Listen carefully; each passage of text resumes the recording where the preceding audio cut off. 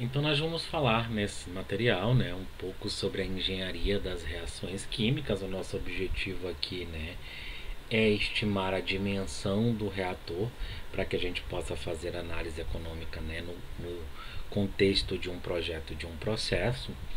Então não é o nosso objetivo aqui, né, estudar a fundo o projeto de reatores, né. Existe uma disciplina nos cursos de engenharia de processos que é, né, cinética e cálculo de reatores ou engenharia das reações químicas, onde a gente tem, né, uma disciplina inteira estudando o reator, tipos de reator, né, condições operacionais, né, dimensionamento do reator, operação e etc. Isso é um ramo, né, da engenharia, né, que pega conceitos da física e da química, onde a gente tem então como foco, né, de estudo o reator. A gente vai precisar apenas visitar alguns conceitos, né, porque a gente já viu previamente, né, o balanço material e o balanço de energia. Tá? O balanço material nós vimos em termos de conversão, então a gente conseguiu relacionar as espécies através da estequiometria. Então, a partir da conversão, eu consigo calcular, né, o que está saindo em função do que está entrando e vice-versa. E através do balanço de energia, eu consigo determinar a carga térmica necessária. Assim como no projeto de trocadores de calor, a gente também precisa determinar a área superficial de troca térmica do reator, né, que segue a mesma metodologia que a gente viu para trocador. Porém, o reator ele tem um tamanho, né, uma dimensão que precisa ser estimada. Para que isso ocorra, a gente precisa, né, visitar um conceito da fisicoquímica, que é o conceito de cinética, ou seja, né, entender um pouco o mecanismo através do qual a reação ocorre, certo? Então a etapa de reação ela é o coração da indústria química, né? Essa etapa, né, com um ou mais reatores, é o que difere a indústria química das demais indústrias, né? Tirando essa etapa de reação, a etapa de pré-processamento e de separação, via de regra, são etapas físicas, né? Aquecimento, mistura, homogeneização, tá? Ou qualquer separação que envolva, né, mudança de fase, adição de uma nova substância, são processos físicos, tá? Então temos algumas separações químicas ou alguns pré-processamentos químicos, mas de fato, né, o que difere essa indústria das demais é a presença da etapa de reação. Tá? Então a gente já viu que a conversão é um fator muito importante, né? E agora a gente precisa determinar, né, o tamanho desse reator, tá? Então assim, tá? De acordo com a termodinâmica, um sistema, né, se ele deixado, né, em repouso, sem nenhuma interação com sua vizinhança, após um determinado período de tempo, ele atinge o equilíbrio, né? Então vai se atingir o equilíbrio físico e o equilíbrio químico, tá? Normalmente, né, na indústria a gente não deixa por, né, o nosso processo por um tempo né, por um tempo suficientemente longo para que se atinja o equilíbrio. Então normalmente, né, a gente usa a taxa de reação, a velocidade da reação, para determinar o tamanho do reator, né? Se o reator atingir o equilíbrio, a gente pode estimar o volume necessário para que se atinja o equilíbrio, mas via de regra a gente não atinge o equilíbrio, então a gente precisa, né, não tem para onde correr. A gente precisa do mecanismo reacional que está relacionado com a cinética, tá? Então a cinética é o ramo, né, que estuda as taxas de reações químicas. Então a cinética de uma reação, a partir da sua definição, né, ela pode ser medida em laboratório e, né, o que a gente utiliza na prática como engenheiros é a partir desses dados de laboratório, né, a gente utiliza métodos de análise diferencial ou integral, tá, para obter modelos cinéticos que então a gente pode utilizar no projeto de reatores. Então, na disciplina de cálculo de reatores, né, boa parte do curso consiste no estudo da cinética e os métodos que a gente tem disponíveis na literatura para determinar esses modelos, tá? Uma ferramenta muito interessante para isso é o Excel. Tá? Então a gente, né, a partir de dados medidos no laboratório, a gente consegue então estimar modelos. Tá? Então, assim, aqui estão exemplos de 3 reatores: reatores do tipo tanque ou reatores do tipo tubo, né? Os reatores do tanque do tipo batelada ou de mistura, que o que difere um do outro é que esse opera de forma contínua ou de mistura, ou o reator tubular, onde a reação ocorre ao longo do escoamento, tá? Então, o reator batelada e o reator de mistura, eles trabalham com agitação, né, de forma que a temperatura e a concentração das espécies no meio é uniforme, enquanto que o reator tubular, né, a reação ela vai ocorrendo junto com o escoamento. Como a gente aqui só quer ilustrar, né, como escolhas no projeto de reatores afetam o projeto do processo como um todo, a gente vai focar somente nesse reator do meio, o reator de mistura. Tá? Então a gente vai considerar apenas a estimativa do volume desse tipo de reator, e aí então a gente pode estimar o custo de investimento com base nesse volume, certo? Então esses reatores é como eles aparentam ser, tá? Aqui é um caso de um reator de laboratório, ele normalmente é fechado, aqui ele está com um visor, né? Então observe que o reator de mistura é um reator do tipo tanque com agitação, onde eu tenho uma alimentação contínua dos meus reagentes e retirada contínua dos produtos, né? Diferente do reator tubular ou PFR, onde a gente tem então um escoamento através de um tubo, né? Que na prática, né, a gente tem um feixe de tubos. Mas isso é só uma questão geométrica, né, de implementação desse equipamento, né?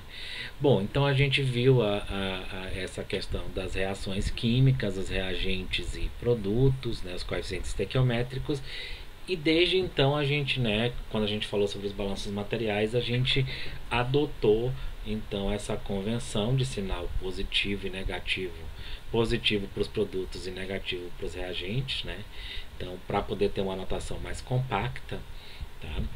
E aí a gente analisou um sistema reativo onde eu tenho uma entrada e a saída, tá? E eu preciso relacionar a entrada e a saída com a performance do reator, né? E esse indicador de performance é a conversão do reagente limitante quando a gente tem uma reação simples, né?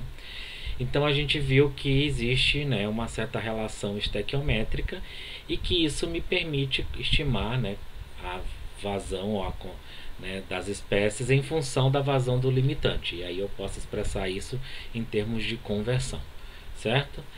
Ainda eu posso calcular as concentrações como a relação da vazão, né, molar sobre a vazão volumétrica total, e aí eu consigo relacionar a concentração das espécies com a concentração no início e a conversão do limitante. Por que eu preciso das concentrações? Porque a taxa de reação ela depende da concentração, certo? Então, assim, né, quem estuda a taxa de reação, define a taxa, né, estuda o que afeta essa taxa, de que forma ela pode ser medida, né, é a cinética química. Então, basicamente, a gente consegue projetar experimentos, né, no qual a gente conhece a concentração inicial das espécies e a estequiometria da reação. A gente consegue monitorar alguma propriedade do sistema, como concentração de alguma das espécies, né, em função do tempo, ou variações de pressão, ou variações de temperatura, depende de cada caso. E com isso a gente consegue acompanhar a evolução do sistema reativo, né, no sentido do equilíbrio. E aí, com esses dados, a gente consegue então, né, um modelo matemático que permita calcular a velocidade da reação em função das propriedades do meio, como concentração e temperatura, tá? Então, por que estudar a cinética? Porque o conhecimento dessa taxa ela é essencial, né, para o projeto de reatores. Então, a gente precisa conhecer. Para a grande maioria das reações que são praticadas industrialmente, a gente já conhece a partir da literatura qual é a cinética, né? Então já foi feito um estudo e através de medições experimentais já foi estimado esse modelo de taxa, tá? Mas se a gente estiver projetando, né, uma rota química nova, né, uma reação para a qual a gente não encontrou a cinética na literatura, então a gente precisaria, né, lançar mão desse tipo de análise da cinética para a obtenção de modelos, tá? Então, como engenheiros, nós estamos interessados nesses modelos porque a equação de projeto do reator, que me permite estimar o seu volume, depende diretamente da velocidade com que a reação ocorre.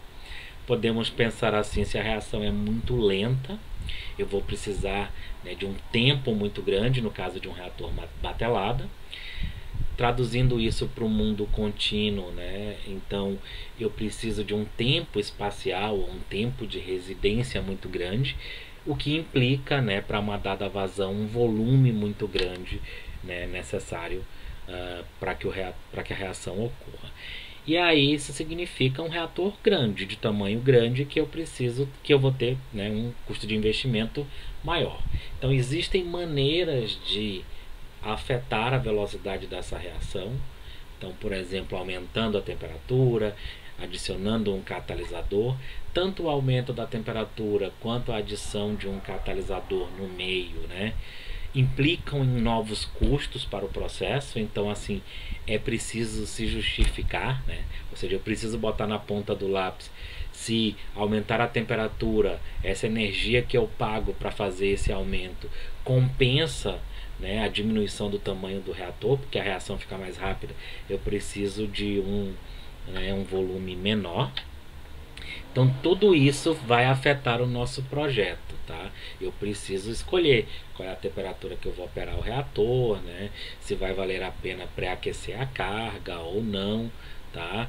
Porque embora, né, o aumento de temperatura sempre aumente a velocidade das reações, né, esse efeito pode ser muito pequeno para uma determinada reação, enquanto que para outras reações isso compensa bastante, né? Isso depende da reação, de características dessa reação aí. Tá? Então eu não vou entrar no detalhe de como é que essa cinética é definida, tá? Mas a cinética, né, ela é definida a partir da taxa de variação no tempo, né, do número de mols da espécie no meio, tá? Então, assim, né, eu consigo, né, para reações em fase líquida onde o volume é constante, essa taxa é a variação da concentração com o tempo. Então, como é que eu posso medir essa taxa, né? Acompanho como é que a concentração varia ao longo do tempo, e com isso eu consigo estimar, né, essa taxa. Só que a taxa ela não é constante, como ela depende da concentração, e a concentração vai sendo alterada à medida que a reação se procede, né? Então essa taxa ela vai mudando. Então eu preciso expressar ela em termos, né, de conversão, ou em termos de grandeza, que eu possa calcular ela, né, ao longo do tempo ou ao longo do reator, dependendo do caso, certo? Então, assim, a taxa de reação, né, de uma espécie, elas estão todas relacionadas pelo coeficiente estequiométrico, né? Aqui, por exemplo, então eu não preciso medir a taxa de consumo de todos os reagentes, nem a taxa de formação de todos os produtos, porque uma vez que eu medir de né, de uma das espécies, todas as outras estão amarradas pela estequiometria. Então, por exemplo, se a minha reação for 2A dando B, obviamente a taxa de consumo de A é o dobro da taxa de formação de B, certo? Então isso é só uma definição. Mas essa taxa, né, do que ela depende, né? A taxa ela depende, né, de uma constante que é função da temperatura, chamada de constante cinética, e da concentração das espécies, usualmente dos reagentes, elevada a um expoente. Algumas vezes esses expoentes coincidem, né, com uma realização estequiométrica da reação, né? Então, quando a reação está escrita nessa realização, né, com os coeficientes A e B, e os expoentes são também A e B, a gente diz que a reação é elementar, né? Então, na busca por um mecanismo, por um modelo cinético, a primeira hipótese é a gente supor que a reação é elementar. Os dados, então, né, a partir dos dados experimentais, a gente consegue verificar se esse modelo satisfaz. Se não satisfaz, né, então a gente precisa, né, testar. E aí existem métodos para isso: método de análise integral, método de análise diferencial, e cai a constante cinética, que depende da temperatura. Então nossos ensaios cinéticos, eles são feitos a temperatura constante. A gente mede, então, né, estima os expoentes ali das concentrações. Depois a gente faz novos experimentos em diferentes temperaturas para verificar essa dependência da constante com a temperatura. Mas, como eu falei, né, metade do curso de cálculo de reatores, né, é cinética química. Então a gente vê todas essas, né, esses detalhes e essas particularidades de como medir como é que a gente projeta os experimentos, né? E de posse dos dados experimentais a gente pode então determinar os modelos. Mas é fundamental que eu tenha os dados experimentais. Neste curso, né, vamos assumir que a cinética é conhecida, então eu já tenho a lei de taxa, então eu simplesmente vou usar ela para calcular a taxa em função da concentração das espécies, que depende da conversão que eu quero trabalhar, que é a minha principal variável de decisão aqui no reator, tá? Então, para a dependência da temperatura, né, a gente tem então um modelo semi-empírico da constante com a temperatura, que é a lei de Arrhenius, tá? Que é essa daqui. K0 é fator pré-exponencial e o energia de ativação. Então, esses valores vêm de um ajuste de dados experimentais. Tá? E aí, conhecida a constante numa temperatura, a gente pode estimar em outra através da lei de Arrhenius. Mas esses são detalhes, né? Então, por exemplo, digamos que eu tenho essa reação, eu digo que ela é elementar, então ela obedece esse modelo de taxa, tá? E aí eu preciso conhecer o valor da constante cinética, né, em função da temperatura, porque se o meu projeto é a 30, 40 graus, eu preciso usar a constante cinética naquela temperatura. Ainda, né, se a temperatura varia, eu preciso expressar essa constante, né, como uma função da temperatura. Aqui um outro exemplo, eu tenho essa reação, se essa reação é elementar, então a cinética é desse tipo, né, KCa ao quadrado CB ao cubo, também carece da identificação da constante cinética. Então temos algumas nomenclaturas que a gente utiliza também em cinética, né? Quando a reação é de ordem 0, ordem 1. Então existe ordem com relação a A, que aqui seria 2, ordem com relação a B, que seria 3, ou a ordem global, que seria 5, né? A soma dos expoentes. Então essa nomenclatura também é uma forma de expressar essa cinética. Quando eu digo, foi verificado experimentalmente que essa reação é de ordem 3 com relação ao reagente A e de ordem 4 com relação ao reagente B. Então eu estou me referindo aos expoentes, né, do meu modelo cinético ali, certo? Então, na prática também a gente tem reações, né, que são reversíveis. Eu não vou entrar nesse detalhe aqui. Aí a gente tem que, ter também disponível, né, a constante de equilíbrio do meu sistema em função da temperatura. Mas esse é um detalhe que eu não quero entrar. Eu quero entrar no seguinte, né? Como a partir do conhecimento do modelo cinético, né, com o valor das constantes, né, expoentes, eu posso então determinar o projeto do reator, né, o tamanho que esse reator vai ter. Bom, então aqui está um resumo do que eu precisaria para o projeto de um reator, tá? Eu preciso escolher de que forma eu vou operar e qual é o reator que eu vou considerar. Muitas vezes no projeto a gente, né, leva mais de uma possibilidade em frente, faz os cálculos para ver no final qual daqueles que vai ser mais econômico, tá? Então a gente toma essas decisões aqui durante o projeto.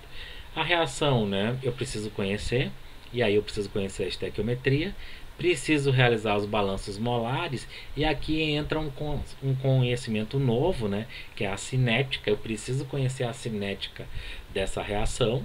Se eu não souber qual é a cinética, eu preciso de dados experimentais, né, para obter modelo cinético, para poder então ter a cinética, né, e aí eu determino, né, a equação de projeto.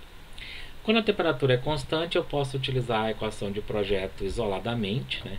Mas quando, né, em casos mais complexos de operação, onde a temperatura varia, né, eu preciso então do balanço de energia ou o balanço de quantidade de movimento, né, se eu tiver o escoamento ali, né, para levar em consideração, né, então tudo isso vai afetar o tamanho do reator, né, e a temperatura final, a conversão final. Então isso é o que eu tenho no projeto de reatores. A gente vai ver então aqui o caso mais simples, tá? Então a gente vai utilizar somente o reator de mistura e vamos considerar a operação, né, isotérmica inicialmente aqui, tá? Onde a constante ela é realmente uma constante, porque uma vez conhecida a temperatura eu calculo a constante. Então basicamente a gente volta no nosso balanço, né? A gente já fez esse balanço, a taxa de acúmulo é igual ao que entra menos o que sai mais o que é gerado. É aqui que eu estou assumindo meu reator de mistura, tá? Porque no reator de mistura eu tenho entrada, tenho saída, tá? E aí tenho a minha geração, isso acontece para todos os reatores. No reator de mistura, a gente opera ele, né, no projeto, né, a gente assume que a gente vai operar em estado estacionário, então não vai ter o termo de acúmulo, tem o termo de entrada e saída e mais o termo de geração. Como é que a gente fez isso, né, previamente no balanço material? Nós expressamos o termo de geração em função da conversão. Então, nós, a partir do conhecimento da conversão, eu consigo relacionar o que está entrando com o que está saindo. Mas quem vai me dar essa conversão é o reator, então eu preciso entrar no nível de mecanismo, né, do fenômeno químico-reação. Né? Então eu preciso do conhecimento da taxa. Então, na disciplina de reatores, né, na área de engenharia das reações químicas, a gente precisa expressar esse termo de geração em função da cinética. Como a cinética ela é medida por unidade de volume, né, para um sistema homogêneo, ou seja, de uma única fase, né, eu preciso integrar no volume. Bom, se eu estiver trabalhando com um sistema onde eu medir em relação à área de catalisador, massa de catalisador, eu vou precisar integrar na massa. Quando eu assumo, né, que o reator ele tem a agitação, né, as propriedades são uniformes, temperatura uniforme, concentração uniforme, então a taxa ela é constante e pode sair para fora dessa integral, constante no espaço, né? E aí eu integro ficando com taxa de reação do componente vezes o volume do meio reacional. Substituindo isso na equação aqui, tá? Eu fico, né, eu quero uma integral aqui, que poderia ser uma integral, eu já passei aqui para uma forma algébrica, né, tirando a taxa da integral, certo? E aí assumindo, né, estado estacionário e aplicando agora aqui para o componente A, né, porque o que eu quero é o volume. Tanto faz para qual componente eu utilizo como referência. A gente chega à seguinte expressão aqui: o volume do meio reacional, que vai ser o volume do reator, né, consiste então, né, na diferença ali, né, do FA0 menos FA. Isso é o quanto reagiu do A. Então observe, quanto mais reagiu, maior vai ser o volume, dividido por menos RA. RA é a taxa de geração de A, que é negativa. Então menos ali, como RA é negativo, então menos RA é positivo. Então aquilo dali seria menos a taxa de consumo de A, certo? E aí né, a taxa de geração que seria negativa ali. Então eu tenho um numerador negativo e um denominador negativo dessa fração, então vai me dar um resultado positivo em cima, positivo embaixo, vai me dar um resultado positivo, certo? Ainda a gente pode ver que quanto maior for a velocidade da reação, menor vai ser o volume. Quando a reação for extremamente lenta, né, a taxa vai ser baixa, então eu vou precisar de um volume maior.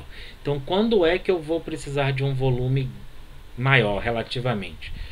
Quando eu estou processando um monte, está reagindo bastante, tá? Ou quando, né, a velocidade da reação é muito baixa. E aí então eu vou ter um volume necessário muito alto.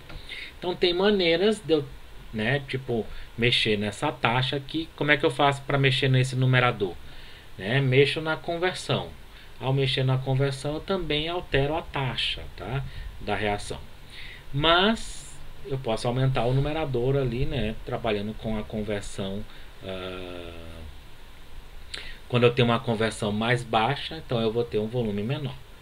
Por outro lado, né, aqui eu posso afetar aqui, né, mexendo na conversão, na temperatura da reação, tudo isso vai afetar a taxa da reação. Então observe que a decisão da conversão de trabalho e da temperatura vai afetar o volume do meu reator.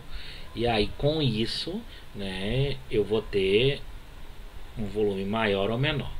Mas lembrando que no projeto de um processo, né, a gente não tem que analisar somente o reator, somente o separador, mas sim o conjunto. Não adianta, né, eu ter um reator barato se eu preciso pré-aquecer a carga e aí gasto muita energia para isso. Então no final das contas o meu processo como um todo ele vai ser caro, né? Então não, ele pode ter uma etapa mais barata, mas, né, o que importa na verdade é a soma de todos os custos, certo? Então vamos finalizar então esse conteúdo com um exemplo. Então a reação ela é extremamente simples, A dando B. A reação ela é dita de primeira ordem com constante cinética de 0,5 minuto a menos 1. O que quer dizer reação de primeira ordem aqui? A taxa da reação menos RA, tá, é igual a KCA, tá, onde o K é 0,5. Bom, esse valor de K é para uma temperatura, tá? Então, assim, eu vou fazer o cálculo do projeto considerando nessa temperatura. Se eu tiver uma temperatura diferente, eu vou precisar calcular o K novo, tá? Na temperatura que eu estou calculando. Então, observe que o RA, né, vai depender do K e vai depender do CA, que depende do X, né, da conversão. Então, assim, eu posso afetar tanto mexendo na concentração ou na conversão, como mexendo na temperatura do processo. O reator está então alimentado com uma vazão volumétrica de 4 litros por minuto. A concentração, né, de A na entrada dessa solução é de 2 mols por litro. Ele opera isotermicamente na temperatura que define essa constante, aqui K de 0,5, e determina o tamanho do reator necessário para se obter uma conversão de 90%. Então aqui está o reator e aqui está uma forma esquemática. Então, assim, eu poderia calcular qual é a concentração na saída, poderia calcular quanto de A está saindo, quanto de B está sendo formado, né? Poderia calcular quanto de calor eu vou precisar, né, para essa reação. Mas o nosso foco aqui é estimar o tamanho do reator. É aí que entra esse conhecimento da cinética. Então a primeira coisa eu expresso através da estequiometria, né, as concentrações em função da conversão.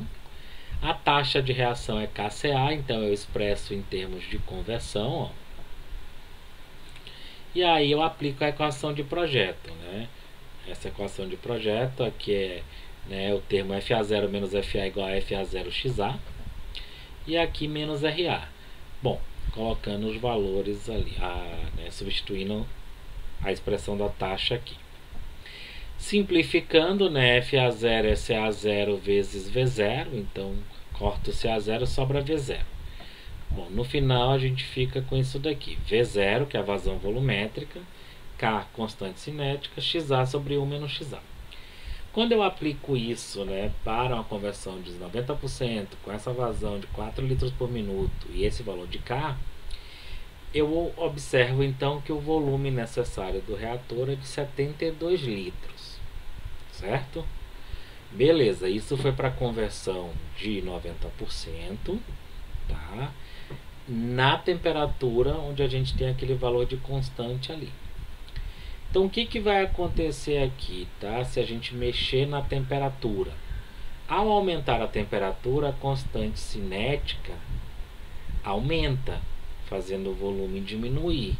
Esse aumento pode ser significativo ou não, certo? Vamos olhar em termos de conversão. À medida que eu aumento a conversão, eu aumento o numerador, mas o que acontece aqui? Eu diminuo o denominador. Então vai ter um conflito aí. Note o que acontece quando a conversão tende para 100%, ou seja, XA igual a 1. Quando, né, essa conversão tende a 100%, o denominador ele tende para 0. Né, e aí eu vou ter divisão, né, por 0, mas, né, no limite, né, por 0. Mas o que vai acontecer é que eu vou ter um valor finito, né, dividido por um valor muito pequeno que tende a 0. Então o volume do reator vai tender a infinito. Moral da história, né?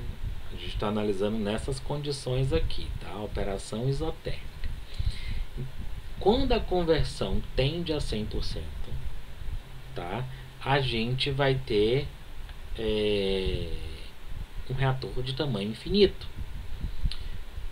O custo depende desse volume. Então, se o custo, né, ele for muito elevado, né, a gente vai, se ele for, o reator tiver tamanho infinito, a gente vai precisar, né, o custo de investimento vai ser infinito.